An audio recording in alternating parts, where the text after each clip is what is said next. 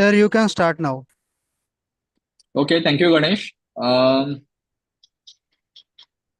So, on behalf of Indian Society of Anesthesiologists, Mumbai Metro Branch, and in association with Society of Anesthesiology of Maharashtra State, that is SAMS, I welcome all the delegates to this webinar on onco-anesthesia.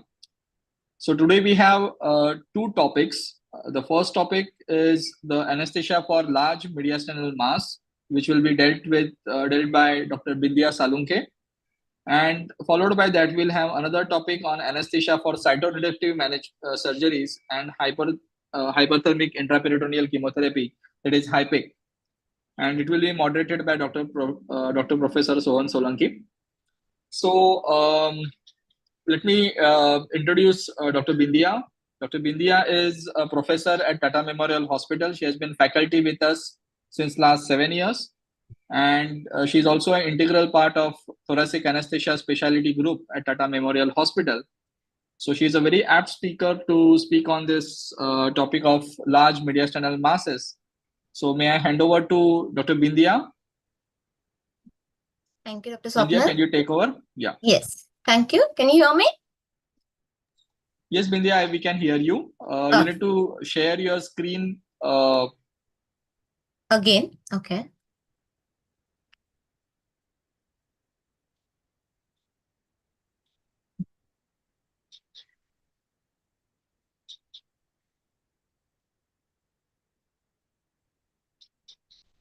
Is it visible?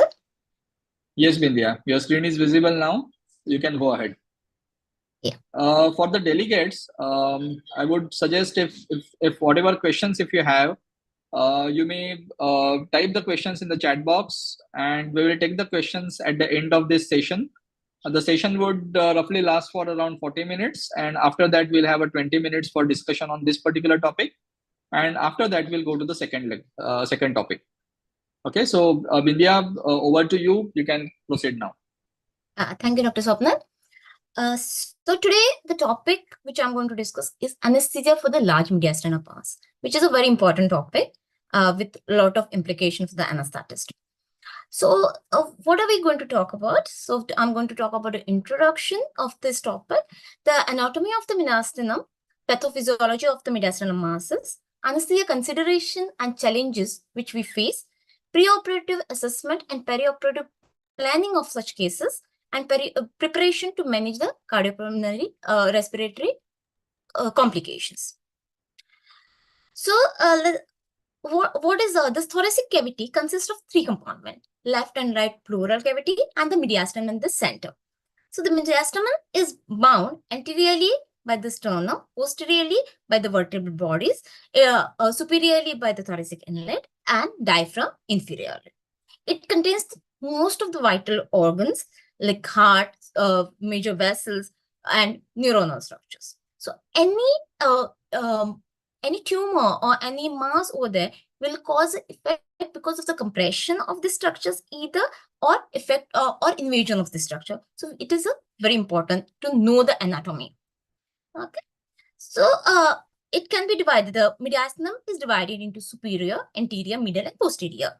Okay, superior from the first four thoracic vertebrae.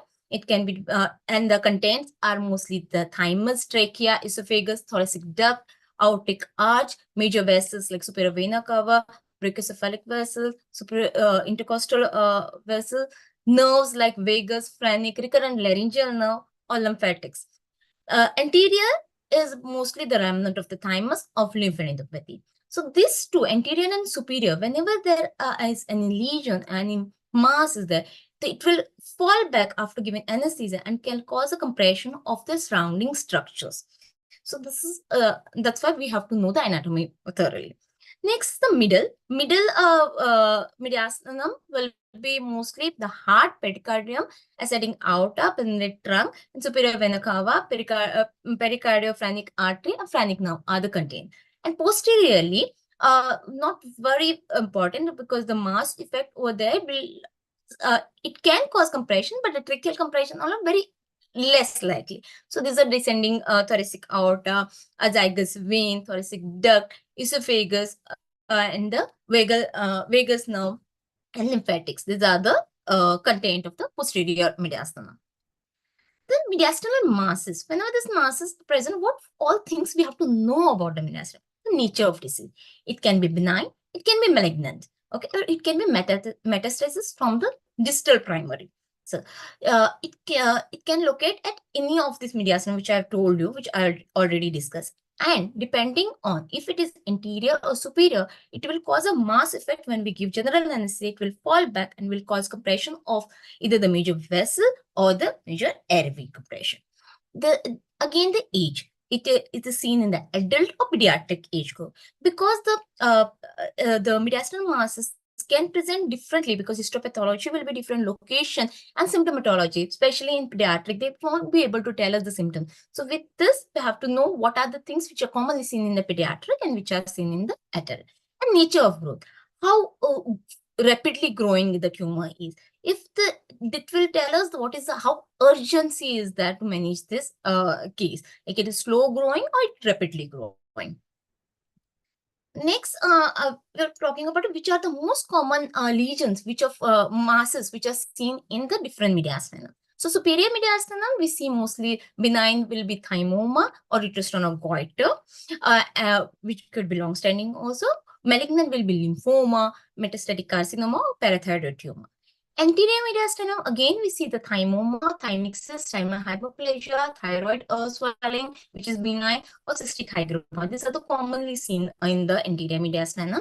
And thymic carcinoma, thyroid, seminoma, mixed germ cell tumors like non-seminomatous or teratomas, lymphomas. These are most common in the anterior mediastinum. Middle mediastinum is mostly the benign adenopathy or esophageal mass, hiatal hernia, or any cardiac or vascular, if aneurysm, dilatation, those things will be seen. And malignant will be again lymphoma or metastasis from any of the thing, or CA esophagus or thyroid cancer. Posteriorly, neurofibroma and schwannomas are the most common benign lesions which are seen, and neuroblastoma are the malignant lesions which are seen in posterior. So how this patient present to us? So roughly 40% patient present to us asymptomatically, especially in the pediatric age group. So when we take the X-ray, we see the mediastinal widening, and that gives a clue that this patient has a mediastinal mass, and then it gets evaluated. So asymptomatic is a 40% of patient. And other signs and symptoms what patient present with are because of, which I have already told you, mechanical compression of the vital mediastinal structures surrounding that mass. Airway compromise and hemodynamic decompensation are the most common things which we see, and they are most life-threatening ones. So the acute and chronic respiratory insufficiency, which is worsens with the supine dyspnea or cough, which is worsen in a supine condition. These are the most worrisome things we have to think about. Similarly, hemodynamic decompensation because of the heart and major vessel compression, and supine syncope or pre-syncope will suggest the compression of this vasculature. So common symptoms which we see are cough or dyspnea. This could be because of the lower tracheal or the main bronchial compression. So patient may present with the cough dyspnea, which if a patient gives the history that it worsens when in supine position, then we know this is this mass is causing a tracheal compression, which is unsafe to give general anesthesia. We have to think for we have to make a good plan for it. Okay. Next comes the hoarseness. If recurrent laryngeal nerve is involved, if it is compressed, it is involved with the tumor, or if there is a supravenacoa syndrome, which is causing the congestion of the upper airway, can cause a hoarseness of voice. It's an onset of new onset wheezing, which also will be seen in a case of a low main bronchial or lower tracheal compression. Syncope, chest pain, night sweat, these are the common symptoms because of the major vessel or the cardiac compressions. Weight loss is dysphagia will be seen in CA esophagus. Weight loss will be also seen in case of lymphomas, carcinoma. So this patient, superior vena cava obstruction will cause a superior vena cava syndrome, which I'll be talking about shortly. Common signs which are there, patient may have tachypnea, tachycardia, stridor, bronchi, decreased breath sounds on the either side, which is wherever there is a compression of the right main bronchus, then can be a decreased air entry that on the right side. These are the things which you have to do. So what we have to be worried about when we ask the history, we have or history of this all symptom, we have to ask the patient which position you're most comfortable. Even in supine, can you sleep supine? If he cannot sleep supine, or he can sleep for 2-3 hours, after 3 hours he has to get up because of the breathlessness or any cough, dyspnea, or then that means this is causing a significant compression of the airway. Or if patient has a chest pain palpitation, it is causing a significant compression of the major vasculature. So this we have to be thinking about. Then other existing systemic syndromes are myasthenia gravis, or patient with thymomas, or patient has a thyroid dysfunction. This needs to be taken care of, needs to be addressed prior to going ahead with the surgery. So there was one article which was published to show the symptomatic, how to know the presenting symptomatology of mediastinal masses and its effect on surgical outcome. So they observed that around 65% patients were symptomatic. So again, they also found that 35 patients which required a surgery also were asymptomatic, with dyspnea being the first complaining major or most common complaining feature, which followed by chest pain and dysphagia. The symptomatic patient had a larger tumor, significantly large compared to the asymptomatic patient who had a smaller tumor, and longer length of stay is seen in case in the patient with a symptomatic tumor. What is SVC syndrome? If superior vena cava is getting compressed because of this mass, it will present with the SVC syndrome. Especially we will see this in case of lymphoma patients, pediatric patients presenting to ICU with all edema of the upper face, like face, neck. There is a dilated veins will be there, and development of collaterals if it is a slow growing tumor, long standing tumor. Then CNS symptoms, they may be agitated, headache, visual disturbance, or respiratory symptoms because of the compression of the airway by the tumor or engrossed veins in the airway. This can cause the respiratory symptoms. These are the common presenting features in the SVC syndrome. And this is mostly you'll see such patient coming to you in ICU.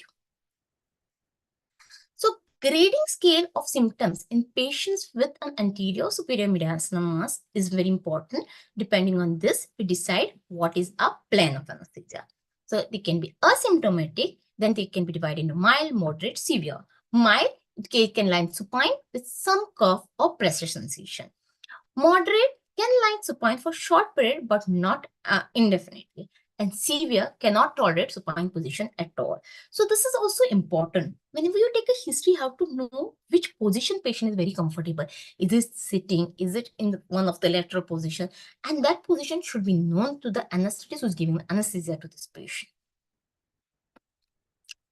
Then the investigation. Along with your routine investigation, like hemoglobin, required to know what is the pre-op hemoglobin of the patient, if you need to transfuse this patient, if KFTs of the patient. This, along with that, other investigation which are different from the routine are the imaging investigation which are required, and they are must for all the mediastinal masses. As I told you, around 40% of the mediastinal tumors get diagnosed just on the X-ray findings. The widening of the mediastinum is seen, and that is, from there we get to know there is a mediastinal widening. So there is a mediastinal mass is there. Maybe patient is asymptomatic. First is the X-ray that will tell us how big is the tumor, how much the thoracic cavity is being covered with this tumor will be roughly given idea from the X-ray of the patient. Next, most important is the CT scan of the patient, either CT angio or the plain CT scan of the patient. This will give you the static images of the mediastinal mass, its proximity to the major vessels, proximity, how much it is compressing the heart, or how much compression on the airway, that will be also seen. But only thing, it will be static, it won't be a dynamic. So during which phase of respiration this has been, that cut is taken, depending on that, it will vary.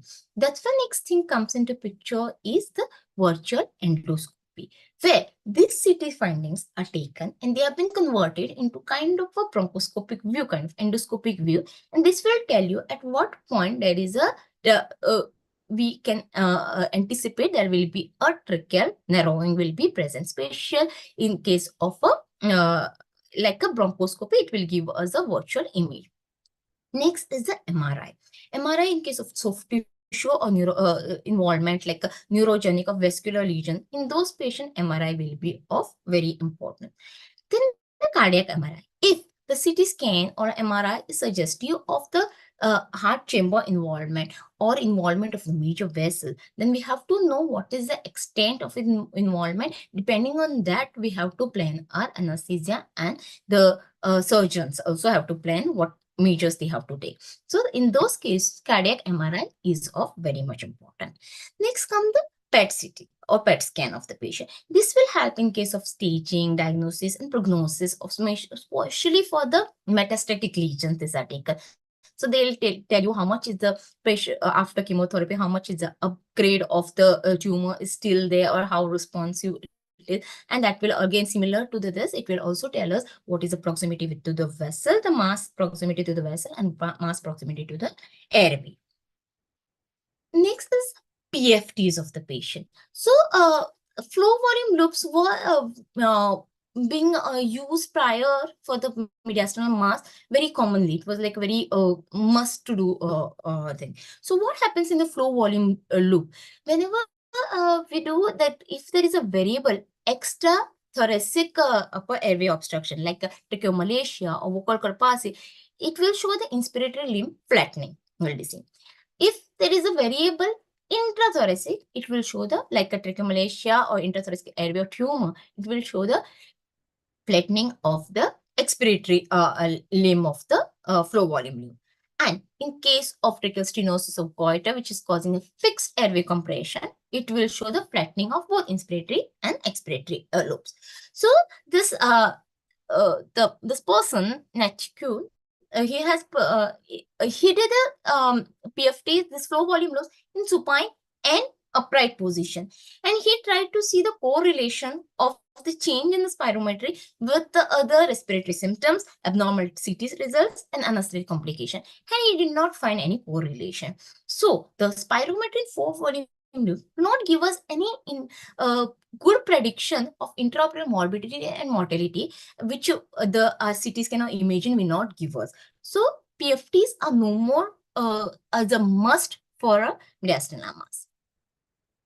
Next comes the this Mr. Dr. Semberger. He has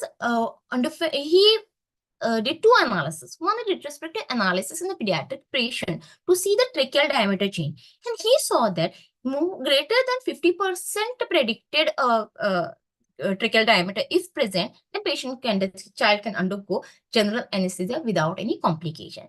Then he undertook a prospective study where he compared the pre-expiratory flow rate along with the tracheal compression on the CT scan. And he found that if there is a greater than 50% than predicted, both the values, then the general anesthesia can be administered freely without any anticipating or getting any problem with the airway compression or any airway compression especially. So he has also designed a risk stratification risk assessment box, he has called it, where the pre-expiratory flow rate and tracheal cross-sectional area, if both are more than 50%, that general anesthesia can be given safely to the patient. And both are less than 50%, you should not think of general anesthesia. The case should be done under local anesthesia, or some other measures should be taken, or that I'll discuss later, what all other things can be done in this patient. If either one is more than 50 and other is less than 50%, then we can think of a LA or general anesthesia graded with the spontaneous ventilation, and trying to avoid a muscle relaxation in this patient is advisable. This is what he has, he didn't have a big sample size, but the few sample size, whatever he has got, this is his observation. Next is the echocardiography. So if any encroachment, compression of the cardiac structure or major vessels is there, or you want to know that with the change in the position of the patient, how much is the compression of the this, then the TEE or TTE or the transthoracic echocardiography can be of help. But with the mediastinal mass present now, we don't know how much it will help you, but how good will be the window and other thing. But during intraoperatively, when the case is when the airway is secure and case is going on, at that point, TE may be of help to know the cardiac compression or major vascular compression. Then comes the awake bronchoscopy. Yes, this is a very important investigation which is available with us. So dynamic airway compression can be seen, and with the change in the position, we can check the with the bronchoscopy, we can check how is the airway compression is happening with the supine of the patient and how much patient can tolerate. This all can be done with the awake bronchoscopy. But we have to take care. If it is very much compressed trachea, then doing a bronchoscopy, patient may not tolerate. Itself can cause a obstruction. Then what are the pre-operative treatments can be done to decrease the size of the mass? Okay, this mediastinal mass. So our aim should be to reduce the size of the mass.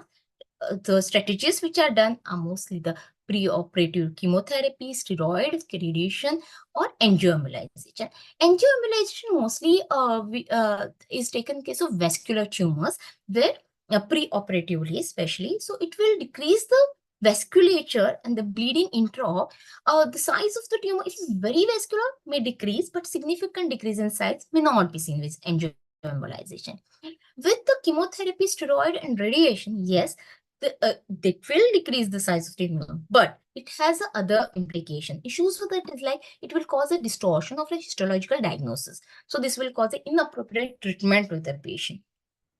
If the patient has a superior vena cava compression, then it can worsen. They have been seen that with general anesthesia, the massive hemorrhage or respiratory obstruction can be worsened. It's seen with the SVC syndrome. And TLS, patient can go in the tumor lysis syndrome with all this medication. So we have to be ready for this. One more pre-operative preparation is tracheobronchial stenting, which can be done to provide a bridging for the chemotherapy and radiotherapy to shrink the tumor. Till then, we can just do the tracheal, when patient is with the major obstruction, that time we can do the tracheal stenting and can get the time for the chemotherapy and radiation to act and decreasing the tumor. So when we anesthetists come, what is our role when we come into play? So this is like whenever a patient, especially the pediatric patient, require an imaging study, a biopsy, either it could be the IR guided, mediastinal guided, or VETS guided, like under anesthesia, biopsy required, or tracheobronchial stenting if needed, surgical resection. Patient comes with the respiratory distress, as I've told you, pediatric patient coming with the SVC syndrome in the ICU, respiratory distress in the ICU, this patient, where we come, or a patient with the mediastinal mass coming for some other surgery, maybe some urgent other surgery like the perforation abdomen or some other cases. In this, the mediastinal with the mediastinal mass, then this is all the or a huge thyroid, which is retrosternal extension coming with the perforation. These are all the cases where we come into play. So what are the challenges faced by the anesthetist? One is the mediastinal mass syndrome. What is the mediastinal mass syndrome? This huge mediastinal mass which is sitting in the mediastinum, it will fall back when we give general anesthesia, anterior mediastinal mass I'm talking about, and it can cause a major airway and hemodynamic compromise. So it can cause a tracheal or main bronchial compression, or it can cause a pulmonary or atria or vena cava compression, which will lead to the further deterioration. Again, decision and plan of induction of anesthesia, we have to plan it prior. We cannot be thinking what is our plan B, what is our plan C. It should be planned. It should be discussed with the anesthetist, with your OT technician, with the other colleagues of yours, and the plan should be laid, and all the instrument, everything needed should be present and prepared and kept. So understanding of the anatomy and understanding of the implications is very important. Then you have to know the urgency of the situation. So what are the respiratory decomposition occurs because of the tracheal or main bronchial compression? What are the things which we can do to rescue this? So we have to bypass that compression. That is the our goal will be to bypass the compression, whatever is caused by the mediastinal compression. We should know where exactly is the compression. So we can use a DLT in this patient, or a long double lumen tube, or long endotracheal, or microlaryngeal tube. This long tubes can stent the compression up to the carina or beyond in the bronchus with the double lumen tube also. Or reposition the patient. So I was emphasizing you have to ask the history in which position patient is most comfortable. Is it a sitting position in any lateral position? So you can give that position to relieve the mass effect. Then resumption of the previous tolerable state can be taken. If you kept a patient on spontaneously breathing, try to awaken the patient. Rigid bronchoscopy should be present in all the unsafe mediastinal mass compression, and then rigid bronchoscopy beyond the stenosis should be achieved. So the surgeon or the pulmonologist who can operate rigid bronchoscopy along with should be also present. Again, initiation of the cardiopulmonary bypass. If you are expecting that is a patient is having a severe symptoms of a airway collapse or airway hemodynamic collapse, you are expecting this, it is unsafe to go ahead with the general anesthesia. You have to prepare with the extracorporeal circulation, either with the bypass or ECMO, and it should not be just present there. You have to secure the line. The perfusionist or the person who can handle the machine should be present in the theater.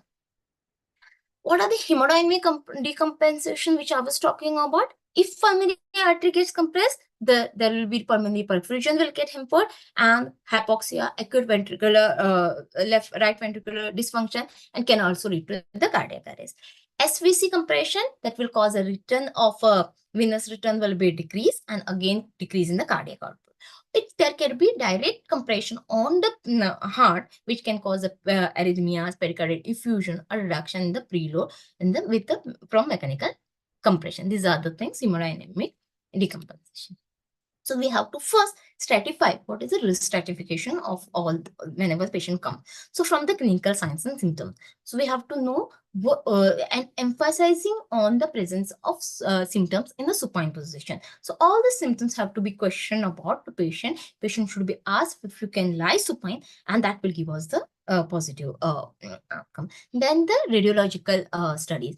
Extent of lesion is proximity to the vital structures. How much compression of the airway, what that will also tell us which size tube, if there is a tracheal compression, which size tube we have to keep, at what extent there is the length of the tube, that all will decide on the radiological. Echocardiography, if cardiovascular compression, yes, but again it is doubt, there is a doubt of like with the mediastinal mass how much good window you will get, depends on that. And knowledge of documentation of position of comfort of the patient is must. Then the stratifications of patient with mediastinal masses regarding the safety of general anesthesia. It can be divided in safe, unsafe, uncertain. Safe, where asymptomatic patient with CT findings with minimal tracheal or bronchial diameter of more than 50% of the normal. Unsafe, severe symptoms of the patient, especially in the lying down, with the children with the CT bronchial diameter of less than 50%, regardless of symptoms. Then uncertain, this is the most scary thing, where a mild and moderate symptom with the children with CT tracheal bronchial diameter more than 50%, or mild and moderate in adult with less than 50% of the tracheal or bronchial diameter, or adult children who are not able to give the history. So what are the monitorings we have to give once we have prepared, and what are the pre-induction checkpoints we have to do? So monitoring, standard ASA monitors all should be available. Invasive blood pressure monitoring, yes, it will be important to know the bit-to-bit blood pressure, as well as to know the ABG of the patient, what is the gas exchange of the patient.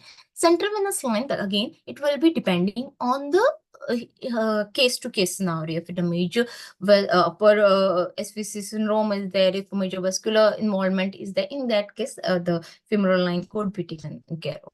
Pre-induction checkpoints, yes. Widebore vascular access on the lower limb has to be present. We have to check the blood and blood product availability is there for this patient if it is for the surgical excision. All the equipment should be checked, especially the difficult airway card should be present, endobronchial tubes with the longer intervention, microlaryngeal tube, double lumen tube, flexible and rigid bronchoscope should be present. Thoracic surgeon has to be present in the OT, and he should be ready to undergo with the equipments ready for the emergency thoracotomy. If there is a sudden compression of the of the trachea or major vessel where we cannot manage the airway of the patient, we cannot intubate, we cannot ventilate, or there is hemodynamic instability which cannot be taken care of. In that scenario, the surgeon can undergo the mediastinal thoracotomy, and that will help to release the pressure or lift the mass from the major vessel. And plan CPB. It should be planned. Okay, it should not be like once patient collapses and then I'm going to take the lines. No, it should be already the lines should be secure. Everything should be ready even you are suspecting an unsafe patient. Then what are the options for management? Either no induction, go ahead with the regional or local anesthesia, or without any sedation. Then awake fiber optic, which is the best, right? So you do awake fiber optic, push your tube beyond the compression, but with very significant stenosis, and the patient may not tolerate the bronchoscopy also in this patient.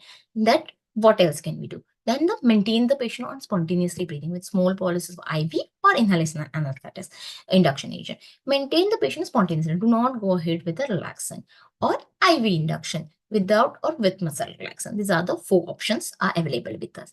So let's see. So Peter Singer's book, The Principle and Practice of Anesthesia for the Thoracic Surgery, has given this beautiful flow chart, which tells us preoperative risk assessment of the patient, how to go ahead with the mediastinal masses. So first, you do the preoperative risk assessment.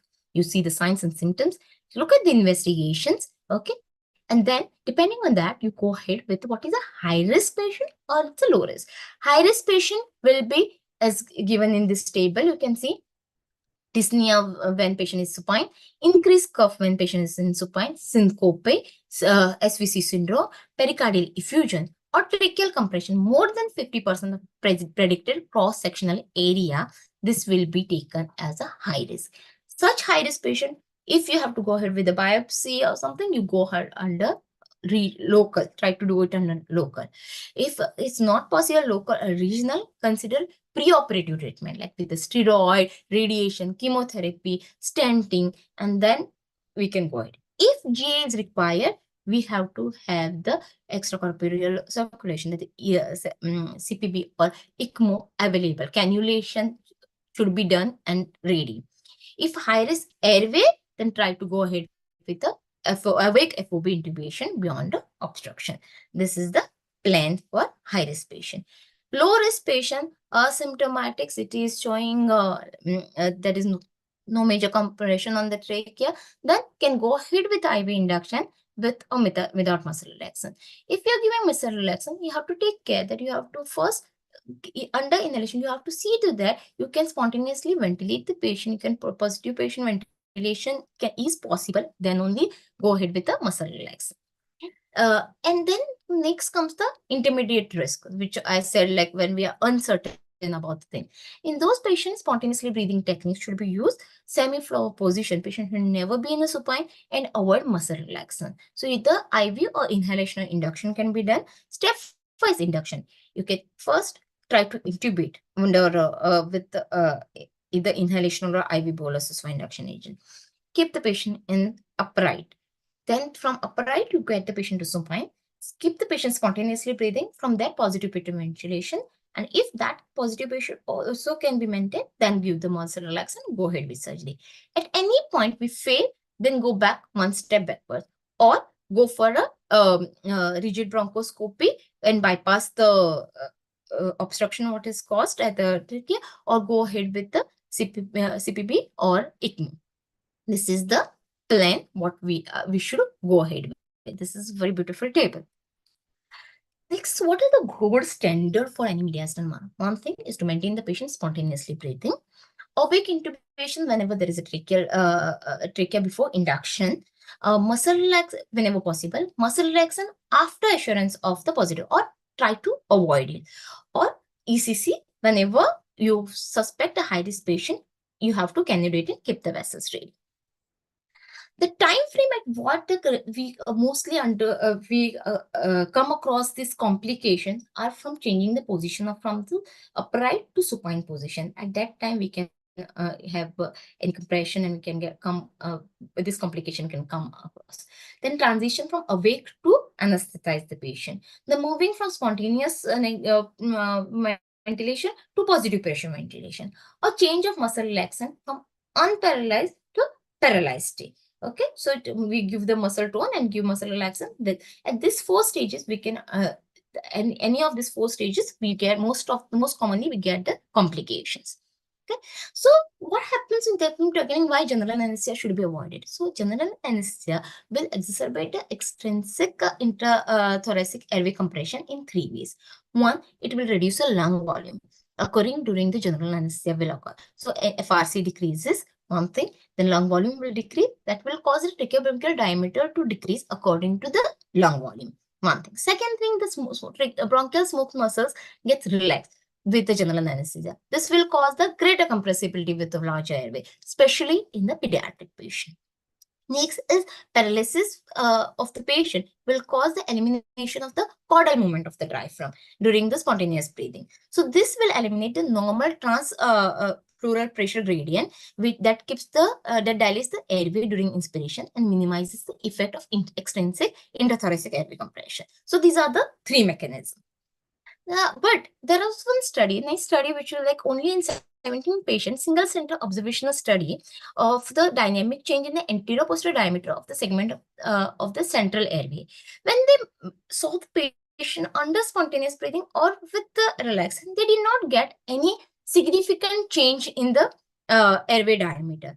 Actually, they saw that mean airway patency score has been increased with the positive pressure ventilation, but compression of the central airway in semi-sitting position did not worsen after the muscle paralysis. Okay, this was the findings. So this put us a little bit in dilemma, but still I will tell you, go ahead and follow the same table which I have showed you, the flow chart which I had showed you prior. So a complication, let's discuss about a complication, which I've already told you. Mediastinal mass syndrome is the most common complication, which will cause the compression of the major vessel and the airway. So one thing what we can do is we can awaken this patient. Okay, repeat, if you have a spontaneously breathing patient on inhalation, we can awaken this patient and reposition the patient in the same position where the patient was more comfortable prior to the anesthesia. If patient was in sitting position or leaning forward, we can turn, or any lateral position, we have to go in the same position. Rigid bronchoscopy and bypass obstruction. And if everything fails, next thing is emergency sternotomy or thoracotomy and lift the mass from the causing the compression. This can be the thing. Next is the reversal of anesthesia. This is also important part. So if the patient is for biopsy is taken and so the mass remains there only, you're not removing the mass, right? You're just taking the biopsy, the mass is still there. So transition from anesthetized state to awake state can pose the issue of pain, anxiety, coughing, and this will cause an increase in the airflow and turbulence and can compromise the airway. Then there can be long-standing tumor causing a tracheomalacia. Okay, so after extubation, there can be the airway collapse. This also we have to think about. The patient with the SVC syndrome obstruction can encounter a post-sectional breathing issues because the airway edema which is there because of the vasodilatation in the airway. This all we have to think about. That the reversal. Then post-operative pain management. Yes, it is a very important thing. Only for biopsy, yes, we can go ahead with the intercostal block or local infiltration. But for a major surgeries, if lateral thoracotomy along with the sternotomy is taken or only lateral thoracotomy is done, then thoracic epidural analgesia is the best. Okay, IV opioids or with other region like ESP or paravertebral blocks can be going ahead if it is in a lateral thoracotomy. Then IV opioids or patient control analgesia for the median sternotomy is mostly advocated in our institute, or parasternal intercostal nerve blocks, which can be given at the 3rd and 4th intercostal bilaterally, which also can give a good analgesia. A co-analgesic like NSAID and paracetamol, if not contraindicated, should always be given along with. And good pain management is a must for all the thoracic surgery patients. So to summarize, patient posted for the diagnostic posture imaging, try to perform it without anesthesia, general anesthesia. Consider an extra thoracic. If there is a lymph node in axilla or neck, try to take a biopsy from that. If there is no extra thoracic, pre-biopsy steroids or chemotherapy, radiation therapy can help in reducing the mass. And then go ahead. Only the histopathology may change. So we have to discuss with the oncologist, with the surgeon, which is the right time to go ahead with the biopsy. Or radiation can be given, keeping a small window where the radiation is not received. From there, the subsequent biopsy can be taken. Okay, this can be done in cooperative patient. And patient posted under general anesthesia, risk stratification has to be done. Anesthesia plan and surgical plan should be discussed with the surgeons prior. Plan to manage the mediastinal mass syndrome should be discussed. And high-risk patient, you have to plan for CPB or extracorporeal circulation. Either the cannulation of the vessel should be done with the perfusionist, and the person who can operate it should be present in theater. Yeah, thank you. Yeah, over to you, Dr. Swapna. Yeah. Thanks a lot, Vidya, for that extensively discussed topic. Also finished in perfect time. Vidya, before we start taking questions, just my personal request. Would you like to share your experience? Have you ever faced any sort of big, huge mediastinal mass which has give you sort of a lot of trouble in the OT? Difficult to manage the airway. And what was your experience in such case?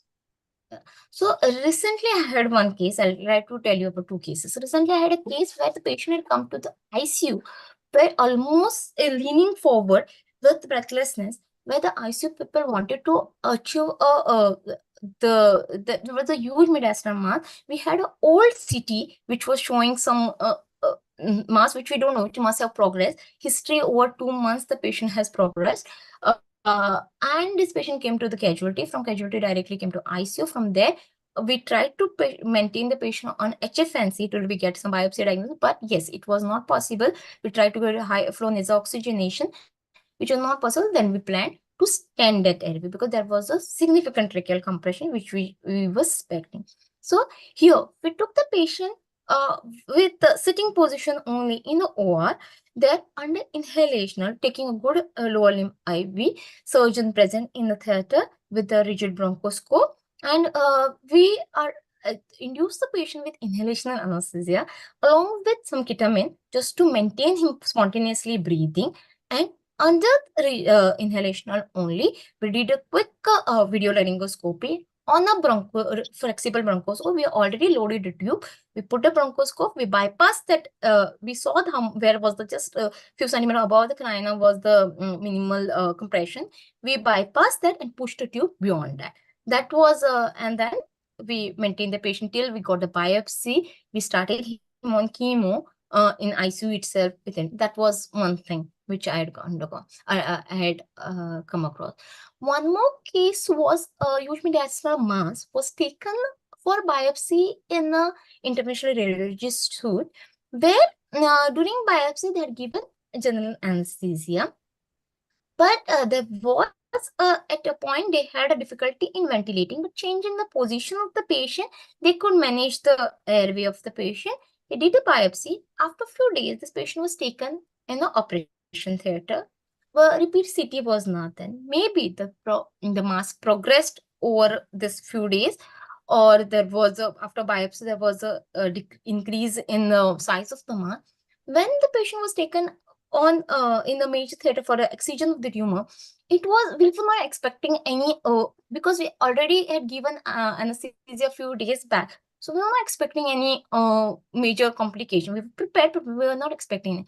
But we couldn't ventilate after giving at the regional after giving general anesthesia to the patient. Spontaneously breathing, it went. It was very, if you say like, it is very the border is very small from where patient from spontaneously breathing will go into the apnea stage. So where we couldn't manage the ventilation, rigid bronchoscopy also could not help us. We couldn't bypass. So at that point, we had to the surgeon had to scrub, do the sternotomy, and that lifted. After that, we could secure the airway. That was one of the thing which were the things, these are the two cases I like Yeah. to share. So Vidya, with regard to this sort of experience that you had, I would like to ask you, there's one question which is there from the one of the audience. And for the low risk cases, can we proceed with, if we have a low risk mediastinal mass procedure, can we proceed if the rigid bronchoscopy is not available in a private setup? What would you do? What would you say? It is always advisable to have the rigid. See, everything depends on case to case basis, I should say. So you should know what is your what your patient is, what are the symptoms of the patient, how your patient is presenting to you. You look at the CT, everything. If it is very low risk, it is a high risk. Without keeping a rigid bronchoscope availability, you can, if you have a expertise, then I will say go ahead, but try to go ahead with the awake fiber optic intubation in this patient if you don't have a rigid available. Or low risk patient, yes, if you can you induce and you can ventilate the patient, then you may go ahead with. Okay. Vidya, there is one more question. If TIVA is to be planned, which are the drugs of your choice? So I will prefer to use ketamine. My choice will be ketamine because it will not, my airway reflexes will not get hampered because of that, right? So patient will, so that is the most commonly used by us. Or propofol, yes, you can use propofol, but it has a very short, what do you say, like from apnea, spontaneously breathing to apnea, you have to know exactly very short dose difference will be there, I will say. So if you by mistake give little bolus of it, patient can go into apnea. But yeah, graded propofol or ketamine, which are the most common. Dexmedetomidine people have been said using, but I don't I'm not used for such a case anytime. Yeah, okay.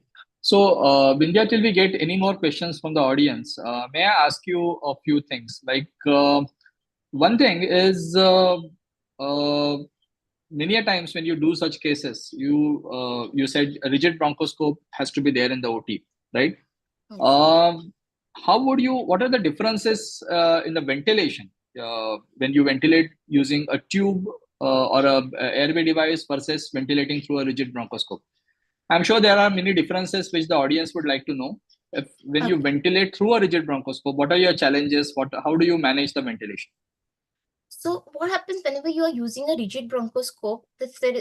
So it has a one more uh, first of all, it should be well fitted. There will be leak around the from the trachea. It's not like exactly like how will like tube when you put, you'll inflate the cuff and that will prevent the leak from the. So that leak will be there. Inhalational along with the rigid bronchoscope will be little query, but it will cause a OT pollution. Rigid bronchoscopy, you can with rigid bronchoscopy, you can with the compression on the trachea, trying to minimize the what is the leak from external compression. We can give a positive pressure ventilation. Along with that, it has an issue, and with that we can maintain the oxygenation of the patient. Only thing, if yeah, mediastinal mass, yes, I'm not expecting much, but if there is a endobronchial lesion in those patients, we have to think about the suctioning also, because when we are putting the rigid bronchoscope, if there is a bleeding or there is any secretion, beyond that, we have to keep suctioning regularly. Otherwise, we'll push that with the positive patient ventilation, what we are giving, that will push that secretions and blood in the distal airway. Those are the differences, I will say. Yeah. So Anything basically, if I can just put that in order, the rigid bronchoscope, the issues that you have is the leaks at the proximal as well as the leaks at the distal end, right? So you'll have to Yes. keep a very high flow rates of oxygen. You'll have to, even if you maintain 100% oxygen delivery, what goes to the patient depends on the entrapment and what sort of the entrainment of air occurs at the distal end. And therefore, FiO2 that's delivered to the patient also can be less than 100%. Another thing is in rigid bronchoscope, you don't have the ventilator readings. Usually, when you ventilate, you look at the readings. That is the expired tidal volume. You look at the peak airway pressures that you have Mm. and the volume that you are giving. With rigid bronchoscope, all these things is not measurable. So the bag in the hand of the operator becomes the most important monitor. With respect to, you can gauge the pressure, you can gauge the movement, you can see the chest wall movements to gauge the what tidal volume you are giving, how much is getting delivered to the patients, and you can also gauge the pressure of the airway from the pressure of the bag. So the bag control is very important. You have to maintain a high flow rates and be aware of the fact that you are pushing in a lot of air, especially if there is an obstruction in the airway. You have to allow adequate time for exhalation, otherwise the auto peep is going to happen, and that auto peep is going to, it may result in pneumothorax or hemodynamic instabilities. So whenever you are using a rigid bronchoscope, make sure that you have a good monitoring of the BP. Maybe an arterial line monitoring may be useful. You have the ICDs in OT in case if the pneumothorax or tension pneumothorax happens, then you have to take the control by putting the ICD immediately. Bindya, there is one more question. Can Yeah, the in this also, nebulization with I yeah, like to Bindya, add go that ahead. beast monitoring also should be available in the OT when you're Yes, using rigid, yes. because you're not using inhalational to avoid the OT contamination, but awareness should not be there in the patient. So you have to have a beast monitoring for the patient to know how the awareness of the patient. Yeah. Yes, very good. Next question. Another question that is there, can nebulization with adrenaline prior to the induction help to reduce the upper airway edema in presence of SVC obstruction? So the upper airway edema, because with the SVC obstruction, because of the vascular dilatation which are there, with the venous congestion which is present. Okay, so it will not decrease with the adrenaline infusion, the nebulization it's per se. So it is the obstruction, till the obstruction taken care of, this edema, or you have started the chemo or some measures to decrease the size of the tumor and the obstruction is taken care of, this edema will not decrease. So I don't think it is going to help in this patient. Yes, so even I agree with you, because the adrenaline will reduce the edema, which is there because of the inflammatory dilatation of the vascular supply of that particular organ. So unless you take care of the drainage of the veins which are draining that particular organ, you are not going to get relief of the airway edema by nebulization with the adrenaline. Um, uh, the next question that I would like to ask you is, when do you push these patients? Say, we often say that CP bypass has to be standby, CP bypass decision has to be elective. Uh, on what parameters do you tell your surgeons? No, in this particular case, I want a CP bypass standby, or I would like to do this case in a cardiac setup. So which are those sort of signs or symptoms or any presentations that push you towards the elective use of CP bypass? Definitive will be one if there is a invasion of the mass into the chambers of the heart. In those patients, definitely yes, this cannot be done in a setting where CP bypass is not available. Wherever there is a mass which is which is invading, or which is like or there is a fat plane between the heart or the major vessel like aorta is not present, if the fat plane has been lost. Okay, and we have done the cardiac MRI and that shows there is an involvement of the wall of the major vessel, or that will be a definite yes, you have to go ahead with this patient with the CP bypass. You cannot think of doing this patient without a CP bypass. That will be one situation. Very compromised airway, okay, where patient is like the compression where I am suspecting I won't be able to negotiate it like at the carina or major, it is involving both main bronchus. In those patients, yes, I know it may be really difficult to maintain the airway of this patient. Yes, in those patients also, where the airway compromise will like severe, in those patients also, I don't think we should be going ahead in the center where there is no CP bypass ability. That's great. Thank you. So yeah, you want to continue or? No. Yeah, Okay. So yeah, so basically a cardiovascular proximity of the tumor to the cardiovascular structure. So that is one important factor, as well as the difficulty anatomy, as well as the physiological difficulty in managing the airway. These are the probable situations in which the CP bypass should be used electively, or the case can be done in a center where the CP bypass facility is available. The next question there is, in case if you proceed with the awake FOB, what is your technique of nebulization? Would you go with SAGO technique? What happens if it worsens the dyspnea? So it depends. So if we anterior mediastinal mass, then I will anterior in the neck, then I will not go for transtracheal. Otherwise, transtracheal is one good measure for to get the good airway. Transtracheal local and topical local can give a good what is that, airway control for the nebulization of the airway. I like to use also anticytotoxics in these patients, like glycopyrrolate, to decrease the secretion. It is query, but yeah, I will like to use in this patient to decrease secretion. We mostly do such cases under with the SAGO, okay, with transtracheal. If transtracheal not possible, like in the case of a used thyroid mass or something, we can give a good time for with the SAGO also. I will say you do a good airway preparation with the 10% spray either in the up to the posterior pharyngeal wall. Then when you are going along and you are spraying the topical, you have to wait for it to action to come.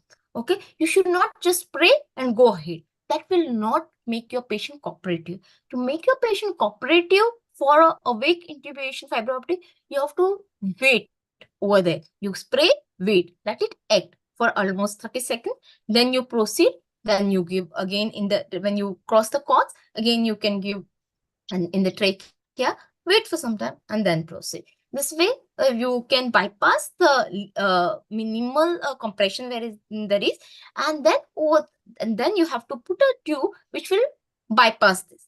If the compression is really small, your patient doesn't cooperate, patient is like getting breathless, it's like a cock in a bottle, you say, like that. If patient, then yes, we have to stop at that point and think for the alternative.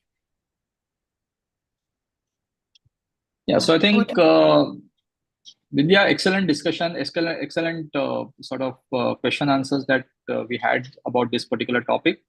I think it's time for going over to the next topic that we have. May I invite Dr. Sohan Solanki, who is a professor of anesthesia at Tata Memorial Hospital.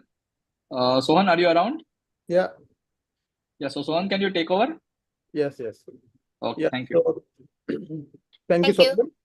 Yeah, and thank you, Bindya. Our next topic today is the anesthesia management for CRS hypex surgery.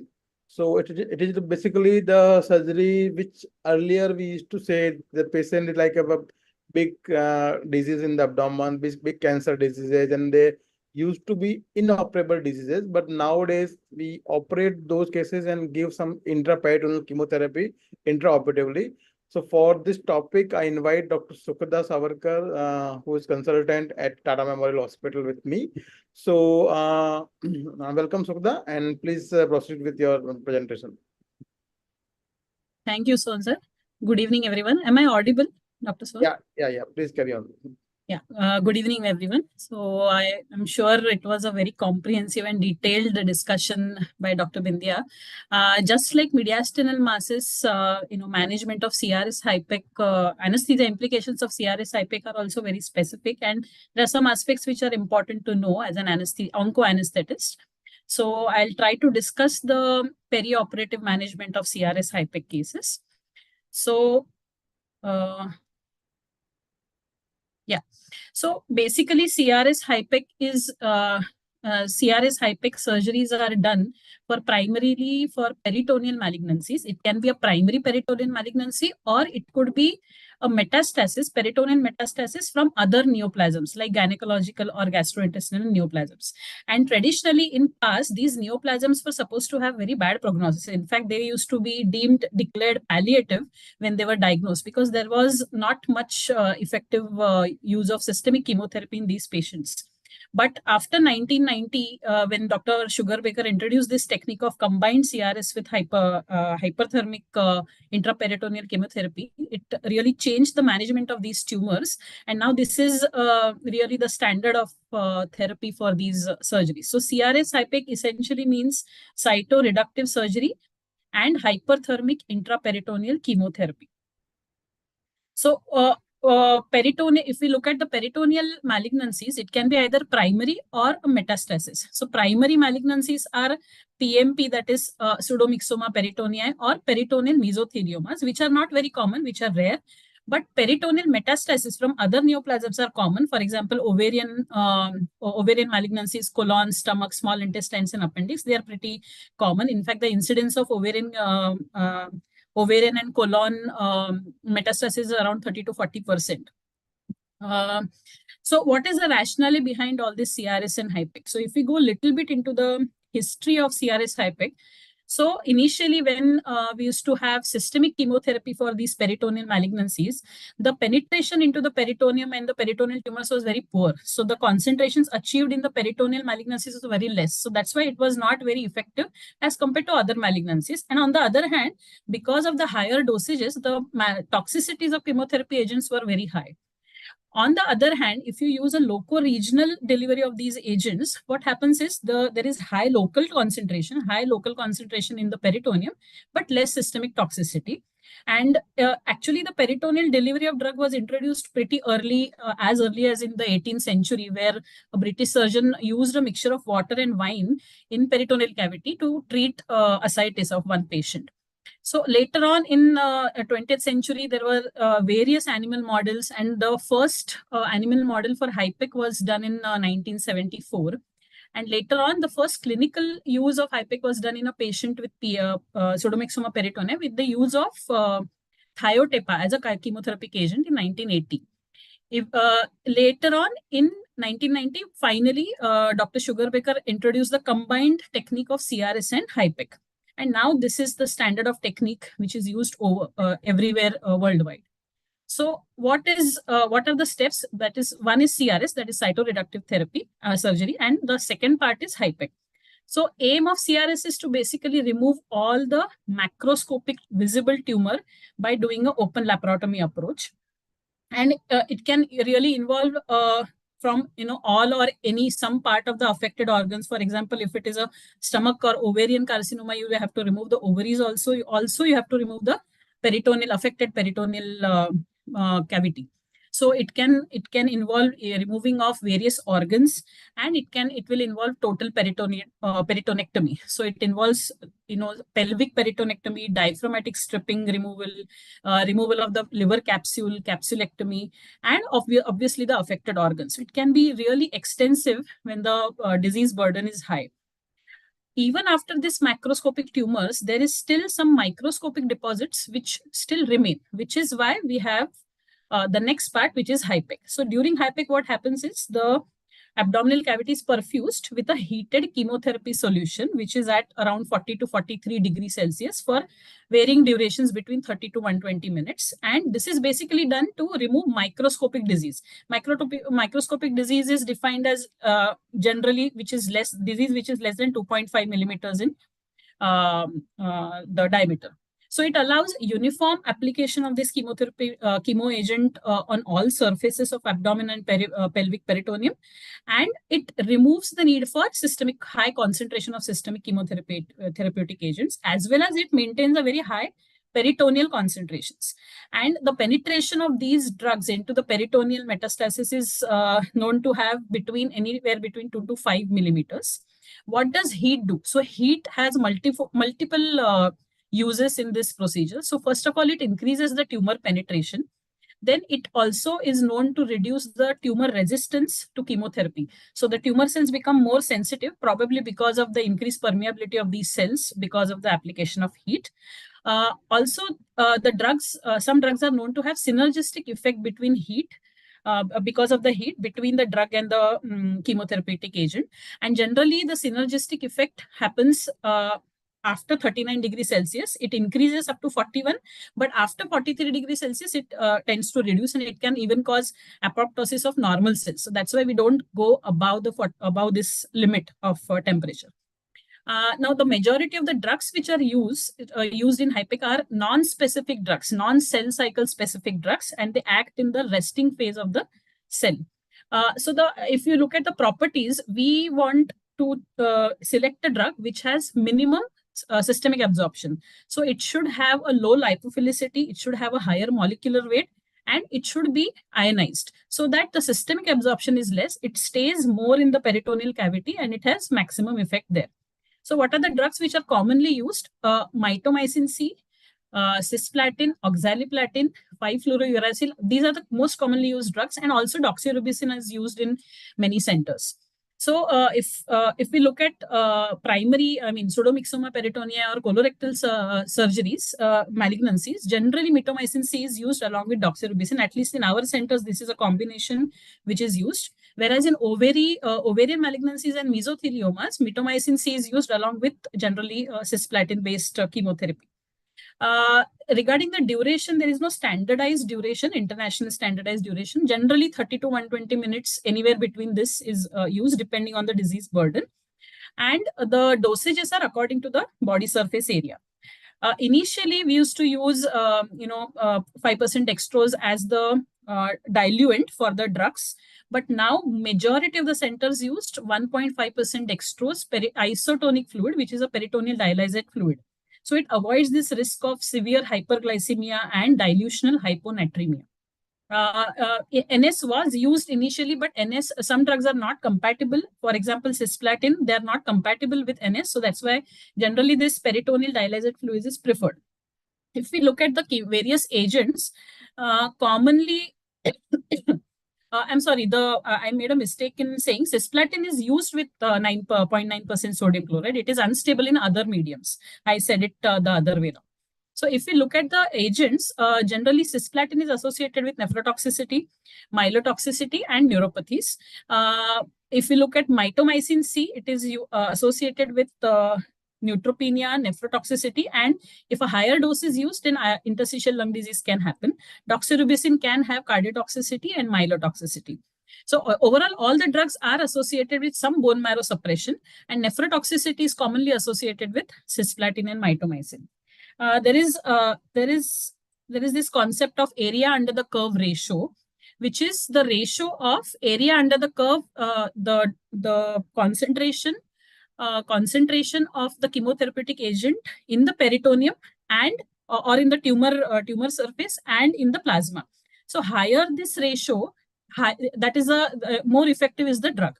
So if you look at these ratios, paclitaxel or doxorubicin, they have higher ratios, and the minimum ratios are with oxaliplatins, carboplatins, etc. So that is also one thing which is considered when we are using the chemotherapeutic agents, and their tissue penetration. If you look, generally the tissue penetration is between 1 to 5, 1 to 6 millimeters. Okay, so technique wise, this is a sort of a setup which is used in HIPEC. So this is a monitor screen which will display the temperatures and the time, duration, etc. There will be a tubing which is going inside the peritoneal cavity, which will carry the diluent fluid along with the chemotherapeutic agent. That is a perfusate. It is called a perfusate. So that goes inside the peritoneal cavity through the inflow tubing and goes out of the peritoneal cavity by the outflow tubing. And there is a constant flow which is maintained with the use of this roller pump, and the temperature is maintained along with the use of this heat exchanger. And the temperature is monitored at the peritoneal in the peritoneal cavity. So two techniques are commonly used. One is an open technique or a Coliseum technique, where what is done is, after the CRS part is done, the abdominal walls are raised, and they are with the use of retractor, they are raised and stitched, and sort of a funnel shaped area is, reservoir is formed, and the peritoneal fluid, the inflow tubings and outflow tubings are put inside the inside this cavity, and the surgeon manually stirs the fluid for optimal distribution of this solution. So what are the advantages? Advantages is it causes a good distribution, even distribution of the perfusate fluid. But there is a risk of spillage of these agents. There is a risk of environmental OT pollution if it is not done properly. Whereas a closed technique, what happens is, after the CRS part is done, the incision is closed completely, and only two small incisions are made to insert the inflow and outflow tubings. And from outside, the surgeon manually stirs the abdominal wall to distribute the perfusate. So the advantage is that the maintenance of temperature is better because it's a closed structure. The environmental exposure to the OT staff is less because being a closed technique. But the disadvantage is that there may not be homogeneous distribution of the fluid, because in the dependent parts of fluid, the heated solution may remain for a longer time. The other parts may not be that exposed to the heated solution. So it can cause unequal distribution, and also it can increase the risk of complications in terms of basically perforations, fistulas, etc., because of this unequal distribution. So coming to patient selection for these surgeries, okay. So these are very, obviously major surgeries, and it involves a lot of resection and hypothermic solution, chemotherapeutic agents into the peritoneal cavity. So these are some international recommendations which are there for CRS and HIPEC. So obviously, patients who have a good physical status, generally ECOG status is seen, ECOG more than 2 or Karnofsky performance scale less than 70. Generally, these patients are selected. We should have a PCI score. Generally, the surgeons will calculate a score called as PCI score. I'll come to it next. So that score should be generally less than 20, more or less. There should not be any distant metastasis, which cannot be, which is not exposed to this perfusate. Generally, involvement of porta hepatis, extensive involvement of small bowel or colon, these are relative contraindications. Symptomatic patients have a favorable outcome. And generally, you should be able to remove or at least have a near complete cytoreduction of these patients. If you're not able to achieve near complete cytoreduction, then generally HIPEC is not performed in these patients. So PCI score. So PCI is basically again developed by Sugar-Baker in 1996. It is called Peritoneal Cancer Index. So generally, it will assess the extent of this peritoneal cancer throughout the abdomen. So it will divide the peritoneal cavity into 13 regions, and each region is given a score of 0 to 3, depending on the extent of the tumor present. And the surgery is done only if a complete cytoreduction is possible, and a PCI score, which is less than 20. In most of the centers, that is a cutoff which is used. Except for PMP, that is pseudomyxoma, peritonia, and mesothelioma, even if you have a high PCI, more than 20, or very high PCI like 30, 35, generally these patients do go ahead with CRS HIPEC, because in these patients, that is the only possible cure for these patients. So this is how the PCI scoring is done. So the abdomen is divided into these segments, and scoring is done depending on what is the extent of tumor in each location. Okay, so in our center, if we look at, as I said, pseudomyxoma, mesothelioma, generally no cutoff is there with respect to PCI. Colorectal surgery, 17 to 20 is generally the cutoff. More than 20, probably HIPEC, these surgeries are not done. Gastric carcinoma, the cutoff is pretty less, which is 8. And ovary, generally, if everything is resectable, then no cutoff is used. But if it is an extensive disease, unresectable disease, then generally it is not performed.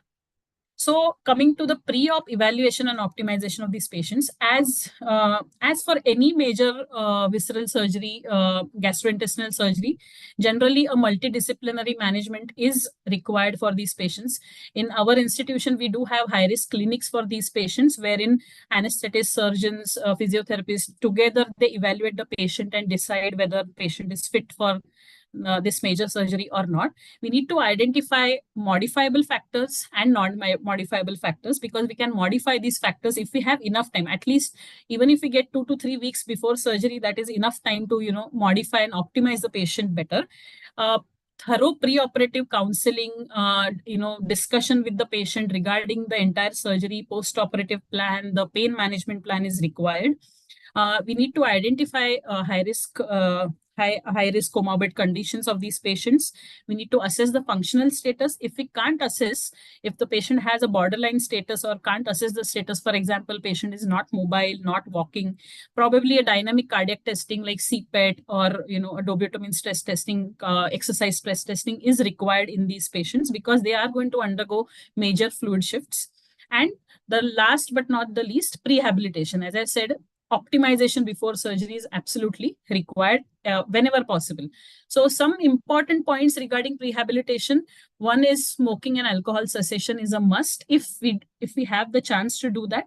Anemia correction by giving iron therapy, vitamin B12, folic acids is absolutely important.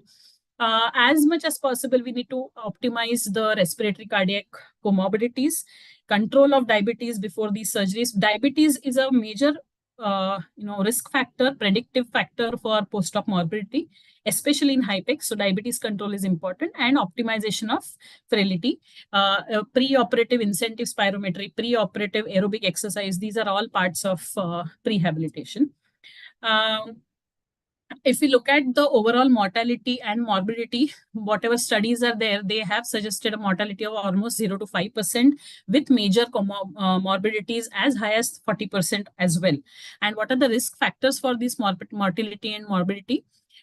Recent smoking history, poor performance status, previous surgeries, extensive previous surgeries, or low preoperative albumin. These are some of the risk factors which impose a patient for higher post-operative morbidity.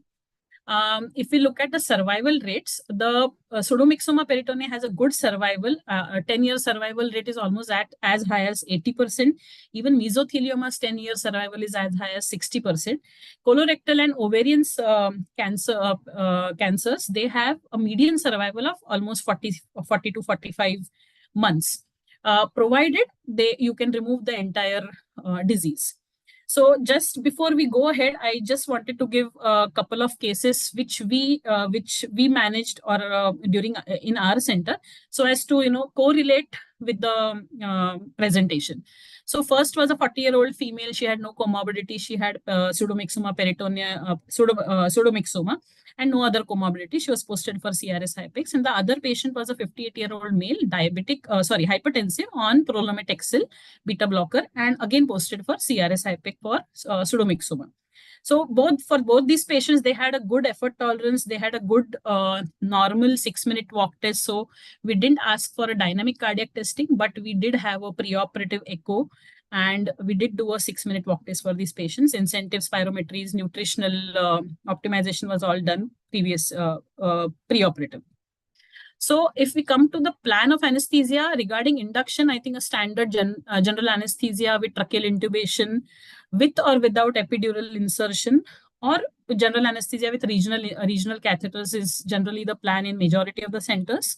If the patient has a huge abdomen, especially in patients with pseudomyxoma or mesothelia, sometimes they have very big abdomen because of the mucin content inside the abdomen, mucinous adenocarcinomas. So they are at risk of aspiration, and we may consider doing a rapid sequence induction in such patients. Otherwise, it is a standard induction. as far as maintenance is concerned, I think there are conflicting studies with respect to inhalational agents and TIVA.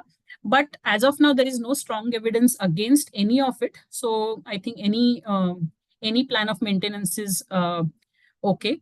Again, for nitrous, we can use nitrous or we can avoid nitrous and use air, because again, no strong evidence for or against nitrous.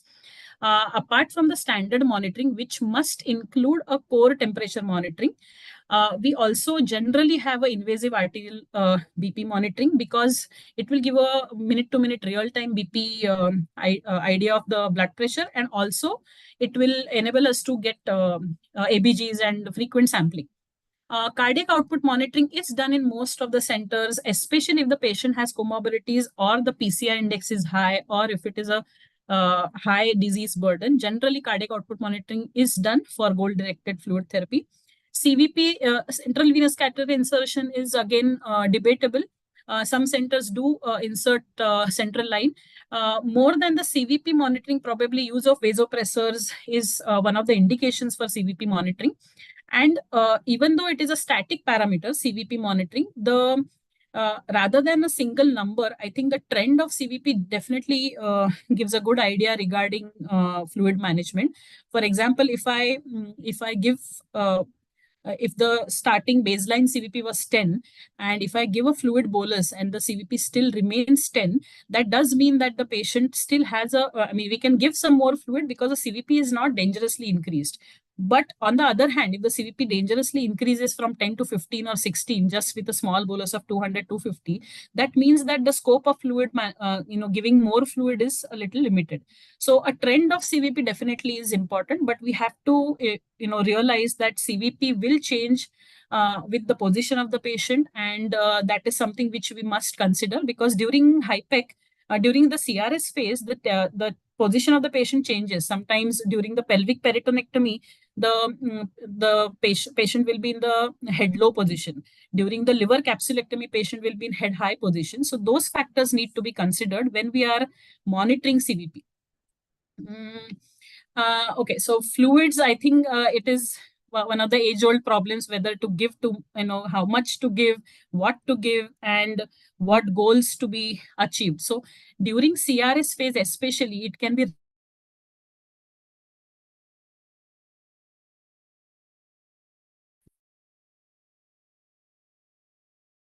during CRS phase, the fluid can go as high as 20 ml per kilo per hour also. So the median range is around, it's a very vast range from 5 to 25 ml per kilo per hour.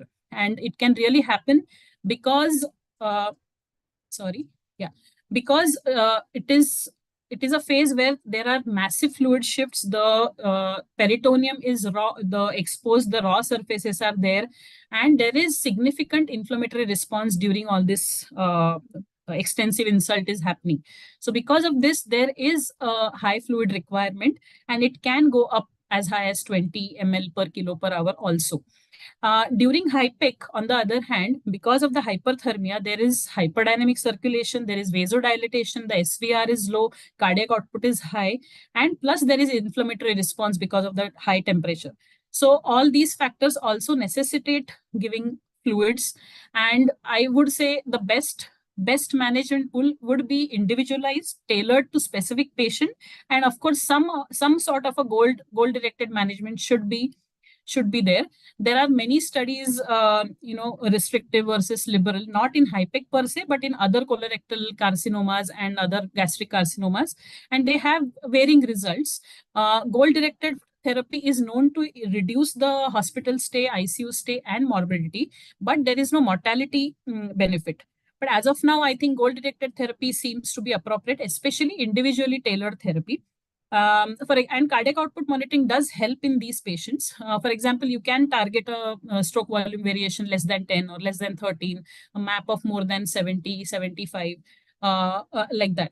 And because of this inflammatory response, at some point, vasopressors are also needed especially if it's a prolonged CRS, prolonged extensive cytoreduction, because of this inflammatory reactions. So when after optimizing fluid therapy, when the SVV is normal, stroke volume is fine, and still the BP is low, still you are requiring, you still feel that something else is needed, probably that is a place where vasopressors should be added. Regarding the choice of fluids, I think crystalloids, balanced crystalloids are the mainstay. Albumin and other blood products are given, but again, there is no consensus, there is no evidence for or against. Especially when there is blood loss, which fluid we are giving, whether we are giving crystalloid or albumin, I think doesn't matter. Basically, you need to have maintain normovolemia and normal tissue perfusion. When we have given adequate crystalloids and still probably, you are still needing fluids, but it's not responding to crystalloids, probably that is a time to use colloids at that point in time.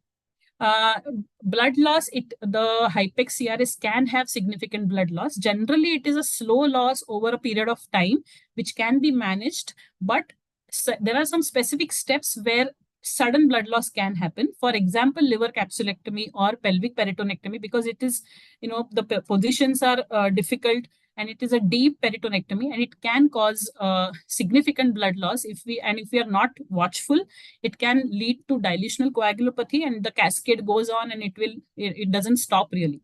So these are few steps which we need to be watchful for. General transfusion threshold is normally, as for other surgery, it is 7 to 8 grams per DL. Apart from, if the patient has some cardiac comorbidities, maybe our threshold should be higher. But apart from that, this is a general threshold which is used. And most of the pseudomyxomas, mesotheliomas do require blood transfusions. At least 50% of them do require it. Coagulopathy is another problem, which is common with all these peritoneal malignancies. Especially it is common with mesotheliomas and pseudomyxomas. The exact cause of this is not very well understood, but some of the risk factors are, if you're doing, liver peritonectomy, capsulectomy, deep pelvic peritonectomy, or if it is an extended surgery and we have given a lot of fluids, because of the dilution and consumption coagulopathy, there is significant coagulopathy which is seen. So rather than treating coagulopathy after it has happened, probably early identification, proactively treating it is necessary. What I mean is, generally we will send PT, INR, APTT, everything, and we will treat it if it is high. But sometimes, especially during the CRS phase, rather than waiting for this test, if we have a bedside TEG thromboelastography, that is the best way to guide your blood product therapy. Otherwise, we just have to preemptively sometimes give the products to avoid massive coagulopathy. Regarding tranexamic acid, I think nowadays more and more centers are using tranexamic acid, but there is no direct evidence in HIPEC. Probably more studies are needed for deciding the role of tranexamic acid. There is one study which showed that higher FFP to Paxil ratio had less postoperative morbidity. So this again stresses the importance of proactively managing coagulopathy. Generally, for coagulopathy, FFP and cryoprecipitates are used. Platelets are given rarely in isolation, unless it is more than 1 or 2 body blood losses happened, and then you need to give platelet. But otherwise, platelet transfusion is a little rare compared to FFP and cryoprecipitate. Regarding temperature management, so during CRS phase, we have to maintain normothermia, which is difficult because of the exposed surfaces. Generally, temperature tends to go down and it causes hypothermia. But that shouldn't be the case. We should be actively correcting that hypothermia and maintaining normothermia. As the CRS phase is ending and HIPEC phase is going to start, probably just before that, we should start either passive or active cooling. Generally, passive cooling is also sufficient, and it should not be that we need to get the temperature down to 34 and 33. It should be just 35 to 35.5, just so that during HIPEC phase, significant hyperthermia doesn't happen. And that can be done by just stopping the fluid warmer, stopping the forced air blankets, warm blankets, and setting it at cold temperature or room temperature. Some centers do use active application of cold blankets or ice packs or cold fluids before HIPEC, but generally it is unreliable, and it may not be needed really before the HIPEC phase. During high peak phase, the temperatures generally go up, and the temperature, what we should maintain, core body temperature at least should be 38 degrees, but it should not exceed, generally should not exceed 39 degrees. And after high peak, again, the most important thing is we need to maintain normothermia, because what happens is after high peak is over, we tend to be a little relaxed, and we forget to watch the temperature. But sometimes there is something called as rebound hypothermia. If we don't really again maintain the temperature, there is a risk of significant hypothermia. So that phase is also equally important. So during high peak phase, what happens is because of the circulation of heated fluid, if you look at this diagram, the fluid, this is the inflow tubing, this is the outflow tubing, and the fluid flows from here to outflow, and the heat is transferred to the patient, and it is absorbed from the abdomen, peritoneal cavities, and it is basically conducted and convected. So conduction between the adjacent tissues happens, and it also dissipates in other distant organs by convection. And basically there is a small fluid temperature gradient which is created between the inflow and outflow, because of which there is transfer of heat energy. So generally, as I said, the temperature aim of temperature maintenance should be at least 38 and less than 39 degrees Celsius. And active cooling techniques are needed in this phase. And what do? We will use cold IV fluid, generally at 6 degrees Celsius. Application of cooling mattresses or blowers set at cold temperature, and application of ice packs at the axilla, groin, or at the neck. All these techniques are used to reduce the temperature. Sometimes, rarely, the temperatures exceed, and that time we need to really, sometimes we have to reduce the temperature of the machine only. The perfusate machine temperature needs to be reduced. Also, the OT temperature needs to be reduced during the high peak phase, which is also important. What happens apart from the temperature, what happens during high peak phase? Because of hyperthermia, it becomes a hyperdynamic circulation. The mean MAP during the high peak phase is lower than the CRS phase. The systemic vascular resistance falls significantly. There is a hypermetabolic response, increase in metabolic rate, oxygen consumption increases. Because of the increased metabolic rate, carbon dioxide production increases, and lactate production also increases. Along with this, the malignant cells which are exposed to these chemotherapeutic agents, they get damaged. And because of that, there is inflammatory release of inflammatory cytokines and release of all the intracellular contents also. So that's why there is a acidic microenvironment which is formed, and these cytokines get released in the systemic circulation also.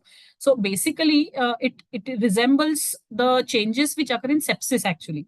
So that's why there is a severe systemic inflammatory response which is there in high peak phase as well. And that's why we need to use a combination of fluids and vasopressors most of the times. Regarding urine output, so during CRS, normally a 0.5 ml per kg per hour is sufficient.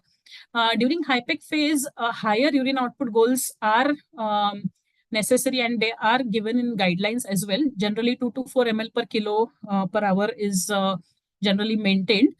Because one thing is to avoid the toxicity, the nephrotoxicity caused by the chemotherapeutic agents. To allow their clearance, higher urine output is generally said to have. And during recovery, again, you can maintain a 1 to 2 ml per kilo per hour. But what we need to understand is, rather than just concentrating only on the output number, we need to understand that for having a good output, you need to have a good renal perfusion, and to maintain a good renal perfusion, you need to have normovolemia and avoid hypovolemia. So maintaining that is more important than just having a good output. So yes, we should aim for a higher output, but we need to look at primarily the volume status of the patient. Diuretics, dopamine really are not recommended and not used or recommended in any guidelines. There are significant electrolyte and acid-base disturbances which are there in CRS high peak phase. One is the acidosis. That happens, as I said, because of the increased metabolism, increased lactate production. Tumor cells are damaged, and lysis of these cells, they also release acids. And there is significant electrolyte imbalance, especially hypomagnesemia, hyponatremia, because of the dilutional effect. And also, if you are using 5% dextrose as your diluent fluid, then hyponatremia occurs because of dilution. So you need to correct that actively. Repeated blood sampling ABGs for this is necessary. One thing here is important is after the hypic phase, the lactate levels can go as high as 7, 8, 9 also, and that is not in spite of your euvolemia, in spite of optimum fluid therapy, optimum vasopressors. So we need not be looking only at the fluid. It could also be just because of the high metabolic rate, which happens because of the hypic phase. So generally, it does clear in the next 24 to 48 hours. Regarding the safety of OT personnel, there are many studies which have seen the contamination of the OT. So there is considerable contamination of the surfaces, especially the OT table, the surgeon gown, surgeon shoes, etc. And most of the contamination happens because of the skin contact, direct or indirect skin contact with these surfaces. There is also aerosolized contamination, but it is less common. It is not as high as the skin contamination because of the direct or indirect contact. So we, the surgeons and the anesthetists, also the nurses, the OT personnel, we need to have some sort of eye protection, either goggles or that mask with a shield, plus ideally a double or triple layer of gloves for surgeons who are manually doing the stirring of the perfusate. They need to wear double or triple layer of gloves. Gowns and shoe covers which are impermeable, they should wear that. And generally, ideally, a smoke evacuated tube under the plastic drapes should be there to minimize the exposure of OT to aerosolized drug. The studies which I've done, they haven't really seen any quantifiable contamination of the OR air with this technique, and no measurable levels of chemotherapeutic agents in blood or urine of the OT personnel who use appropriate PPE and surgical precautions. So generally, this technique is safe if we take adequate precautions, either with open or closed technique. Regarding extubation, again, it depends. It is not a single yes or no answer. I think it depends on the duration, the extent of the CRS, the duration of hypec, the patient comorbidities, etc. And if the low volume disease is there, CRS was minimum, the duration was minimal, patient perfusion is okay, patient is hemodynamically stable, I think it is okay to consider on-table extubation. But generally, if the patient has a high PCI, high volume CRS, also diaphragmatic peritonectomy, diaphragmatic stripping is done, extensive blood loss was there. Generally, these patients tend to have a stormy postoperative course, and the extubation is delayed by at least 24 hours or 48 hours. Postoperative and the work of anesthetist does not stop here, because postoperative course is as important as the intraoperative course, because the fluid shifts do continue. Coagulopathy tends to continue. It peaks at around 24 to 48 hours. And then by the end of day 3, it tends to settle. So we need to have a continued monitoring, continued goal-directed fluid therapy during the postoperative course as well. And if you look at the losses in the postoperative phase, there are major losses through drains. Almost 40 to 50% of patient fluid losses of patient are because of the drains in the postoperative course. You can have as high as 3 to 4 liters of drain per day after a major CRS hypic patient. So all these drain losses need to be replaced with balanced crystalloids plus maintenance fluid. So generally, these patients have a higher maintenance in the postoperative phase. Ideally, 1 to 2 ml, 2 to 3 ml per kilo per hour plus the drain output. And obviously, coagulopathy also tends to continue and tends to peak at 24 hours. So we need to actively treat that as well. So in our case, both the cases, it was pseudomyxoma. So it was they both were extensive surgeries. First patient had a loss of 7 liters, whereas the second patient had a loss of 6 liters. And this was, I think, the scenario in both the cases. First patient did not require a lot of vasopressors, maybe probably because the patient was young, had no comorbidities. Although the second patient did require a very high dose of adrenaline infusion. What happened was the patient was on beta blockers and his heart rate was fixed. I mean, it was a fixed heart rate at around 50 to 55. And during the CRS phase and during the hypec phase, the heart rate did not change. And generally what happens is physiologically the heart rate increases. There is tachycardia to compensate for the fluid losses, which didn't happen in that patient. And we had to start a vasopressor high infusion along with high amount of fluid for this patient. Both were not extubated. They were extubated next day, and mean intraoperative fluid probably was 10 to 12 ml per kilo per hour in both the cases. So regarding controversies or further research, probably we are still a little unsure about which is the best fluid, whether to use albumin, whether to not use it, what is the best optimal temperature. As I said, we are currently maintaining a temperature of 38 degree at least, because the studies do suggest that less than that, the survival rates are poor. Some studies, the recent studies do suggest that, but we still don't know what is the optimal temperature. There are some studies which are, um, basically seeing normothermia versus hyperthermia as well in intraperitoneal chemotherapy. So I think we need to have some more studies in this area as well. Whether TIVA is better than inhalation with respect to cancer recurrence, we are still unsure about that. And there are many other modalities of intraperitoneal chemotherapies. One such therapy is bidirectional chemotherapy. So it combines both. It combines peritoneal chemotherapy and IV chemotherapy also. So it's like a bidirectional chemotherapy. We need to look into all these newer modalities as well. And sorry. So there are a couple of guidelines which are there. One is IRAS guideline, which was published in 2022, and also this is our own SOPSI guideline, which is there in Indian Journal of Anesthesia. So I think that is something which is worth reading. Thank you.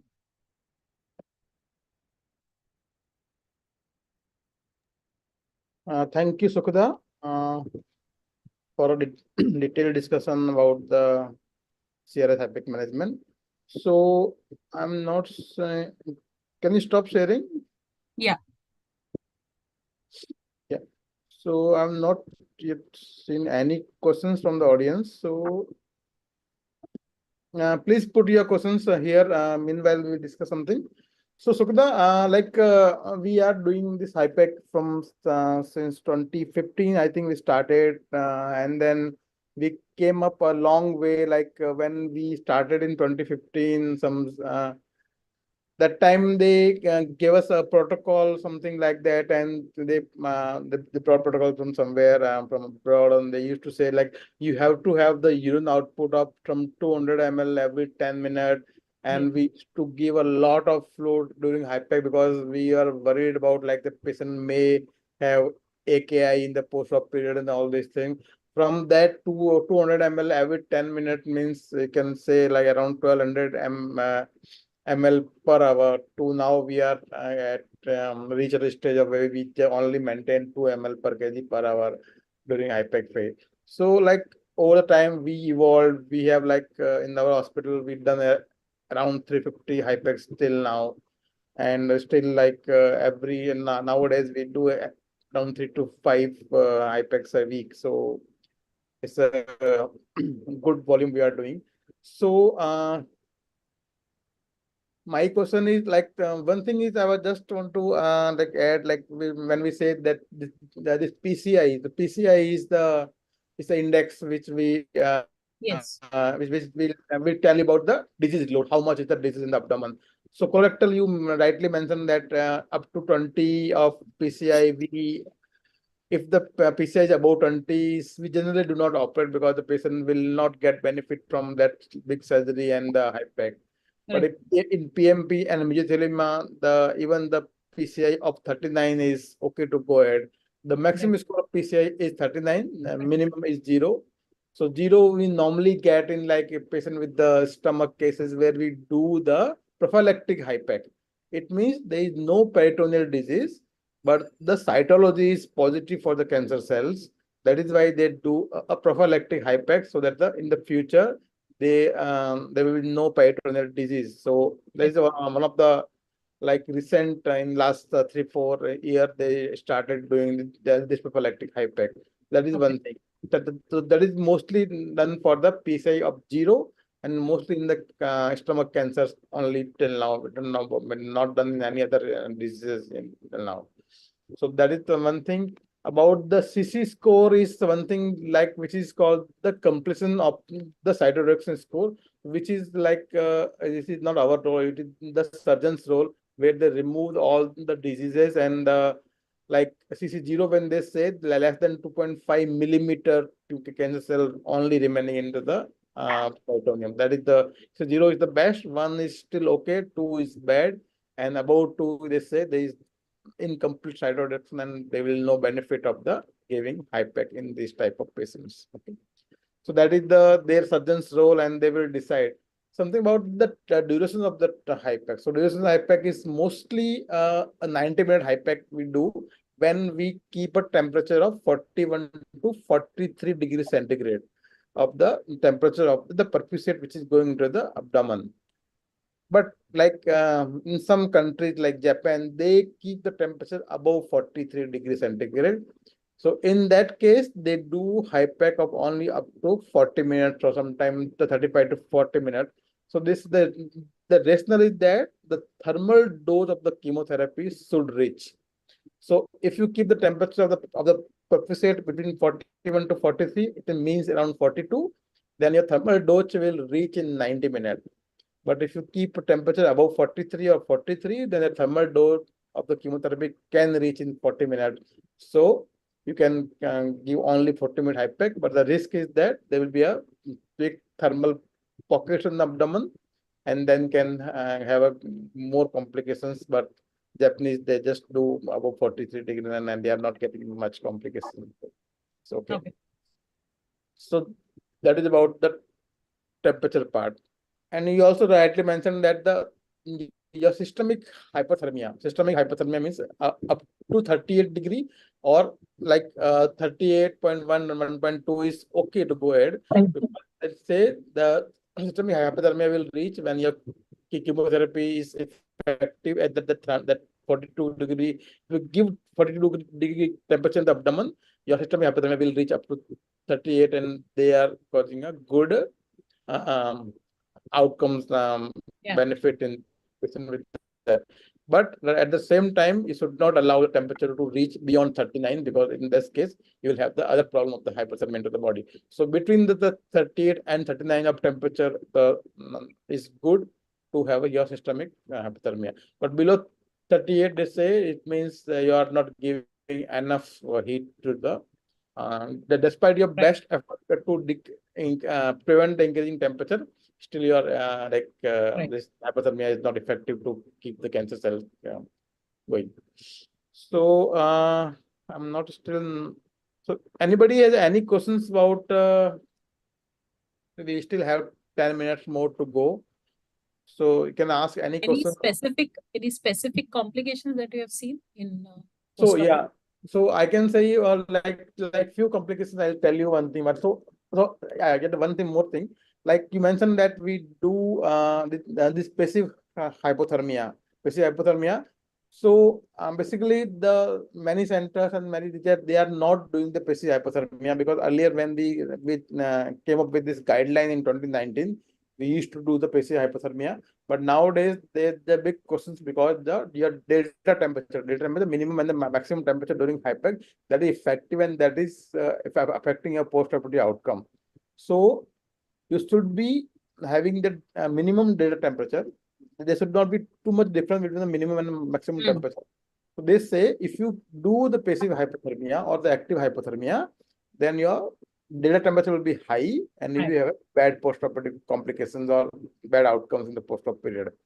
So nowadays we are doing a study in our hospital and we are seeing we're doing an RCT of doing passive hypothermia or not doing passive hypothermia, and then we see the outcome in next 6 months maybe. One thing is that about the complications, I can say like few patients may have rebound hypothermia.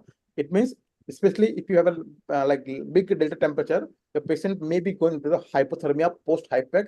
And also Actually, many a time we forget to restart our warming devices after the hypec phase is over. And by the time you shift the patient to the ICU or recovery, your temperature is going too low and the patient may go into the rebound hypothermia and another complications. Another thing is that in the hypec phase, there is a lot of urine output is there, and then patient may go into the your hypokalemia because of the forced diuresis happening. And then all these combined can, in two of our patients, they develop post-operative cardiac arrest in the ICU. Both of them revived and survived, but these complications can occur into the post-op complications. Few of our patients, they develop the hyperammonemia. So 3 of our patients developed hyperammonemia. Still, we don't know the cause, and we did everything, and we still didn't find any cause for that. So for that, there is one question that how to go about correcting dilutional coagulopathy intraop at center without tag. Okay, so can you take question? Yeah. Yes, sir. So yeah, as I said, without tag, if you don't have a bedside point of care testing, we need to be proactive rather than waiting for the results of coagulation. So I would say if you don't have tag and there is significant blood loss, more than 30% blood loss, or half of the blood volume is already lost, and you have started giving bloods, I think that is the time to give, start asking for FFPs also. As I said, the ratio of FFP and PCV is also important. So I think 1:1.5 or 1:2 ratio is ideal for such cases, especially during the active CRS phase when the blood loss is happening and it is not yet over. Because otherwise, once we enter the phase of dilutional coagulopathy, it is difficult to return from that phase. So I think it's better not to wait, because sometimes the results would take as high as 1.5 hours, and till then more blood loss has happened, and then you have lost that golden time. Also, before the blood loss starts, it's a good idea to give tranexamic acid unless the patient has specific contraindications. Generally, giving 1 gram before the start of blood loss is also does reduce the requirement of blood products. Any comments, sir? Yeah, right. So actually, I will rather go with the 1:1 because I want to give 1 blood and 1 FFP, because many times these patients, they do develop this dilutional coagulopathy, and it is difficult to correct later on. So from starting of the surgery, when if you say your MABL is 2 liters, I will start at 1 liter. So it is always better to give at the time of your half MABL reach. So always start early, give all this. If you have tag, then well and good, you can do tag intraoperatively and better. But yeah, to give timely correction for this.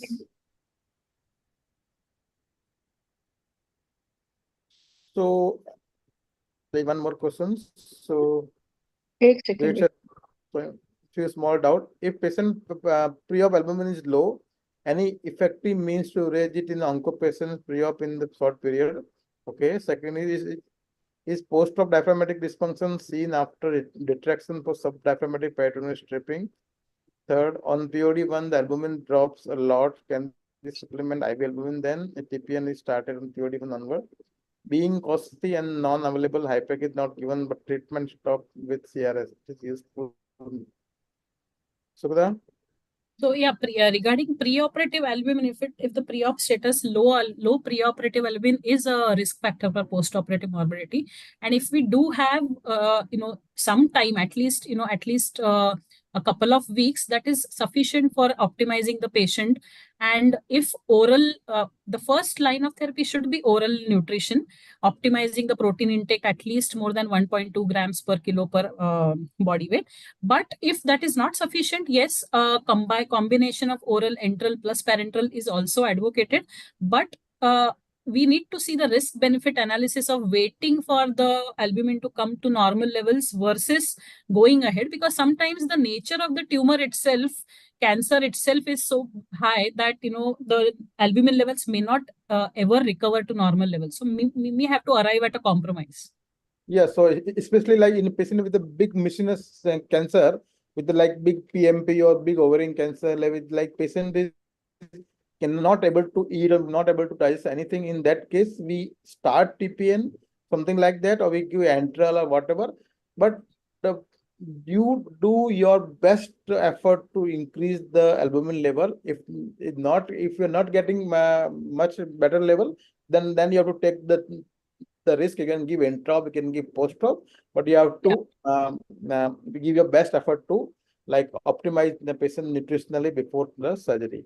So you can give oral, enteral, or parenteral, whatever, but you have to. So roughly about 3 of albumin level is good, but still you can go to up to 2.8, something like that, with a good result. The second question is that is post-op diaphragmatic dysfunction seen after retraction for diaphragmatic? Yeah, so post-op diaphragmatic dysfunctions are very common, especially if the patient, the surgeon are doing the diaphragmatic stripping, and it is one of the indications not to extubate the patient on table. So whenever there is a diaphragmatic stripping, do not extubate the patient on table, even if the PCI is low or the blood level is low, no support. Give some rest to the diaphragm, at least for 24 hours, then you extubate the patient. So because this is very common, patient will develop that dysfunction. Third is that is on POD1, the albumin drops a lot. Can we supplement? Yeah, IV albumin is needed sometime if we are like patient is having low albumin, you have to give albumin. So it is one of the like the normal criteria which we manage like any other major abdominal surgeries in the ICU. And regarding TPN, if there is no major colonic anastomosis or small bowel, anastomosis is done, it is only a peritoneal resection. Maybe starting TPN on day 1 is really not probably needed. We can wait for a little while, and if the peristalsis returns and a patient can tolerate oral, that would be the best way forward. But yes, maybe after 72 hours, 48 to 72 hours, probably we need to consider it. If the patient is not tolerating. But I don't think on day 0, day 1 itself, we need to start with parenteral nutrition. Yeah. So, and the last question is like being costly and non-available HIPEC is not given, but treatment stop with CRS. It is useful. Means what? Okay. I think only CRS is done and HIPEC is not done. So I think with HIPEC, the results are better. Do CRS, they can do a CRS and a systemic chemotherapy they can give. Yeah. One of the arm they give. If they can't give HIPEC, then they can give the systemic chemotherapy even after. So a good CRS is the main key. HIPEC or no HIPEC can be things, but good CRS is the main key. Okay, so any other things or I will hand over, only 1 minute remaining. So okay,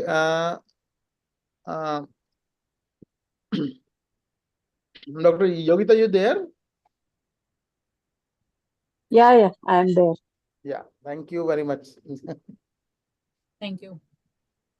So I guess we can proceed for vote of thanks. You can continue. Yeah, so I thank all the audience. I thank moderator Dr. Swapnil. I thank speaker Dr. Bindya Salunke and Dr. Sukada Savarkar. And I thank all the audience who joined. I also thank all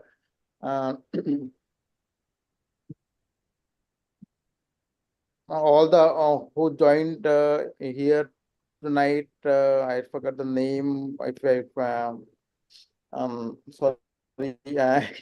And I want to thank each and everyone, and I'm trying to thank the platform provided for the ISA Mumbai Metro Branch and ISA Maharashtra State Chapter. So thank you everybody, and I also thank President and Secretary of the ISA Mumbai Branch and President Secretary and all the DC member of the ISA Maharashtra State Branch. Thank you very much. Thank you. Thank you. So we can take a leave for the day. Thank you all the speakers and moderators. Thank you. Thank you. Good night.